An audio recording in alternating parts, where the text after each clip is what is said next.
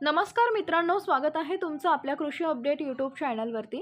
नववर्षाच्या सुरुवातीला राज्यातील काही ठिकाणी पावसाची शक्यता वर्तवण्यात आली आहे। कोणत्या भागात पावसाची शक्यता हे पाहण्यापूर्वी आपल्या कृषी अपडेट यूट्यूब चॅनलला सबस्क्राइब करून शेजारील बेल आयकॉन प्रेस करा। राज्यात थंडी आणि धुक्यासह पावसाची रिमझिम ही पाहायला मिळणार आहे। सध्या राज्यातील तापमानात कमालीची घट झाली आहे। सकाळी आणि रात्री थंडी तर दुपारी तापमानात वाढ दिसून येत आहे। मुंबईसह उपनगर, ठाणे आणि कोकणातही तापमानाचा पारा घसरलाय, तर उत्तर महाराष्ट्र आणि विदर्भात थंडी पाहायला मिळते। पुढील 2 दिवसात राज्यातील तापमानात आणखी बदल होऊन पावसाची शक्यता असल्याचा अंदाज हवामान खात्याने वर्तवलाय। राज्यातील तापमानात घट येत्या 2 दिवसात महाराष्ट्रातील हवामानात चढ-उतार पाहायला मिळणार आहे।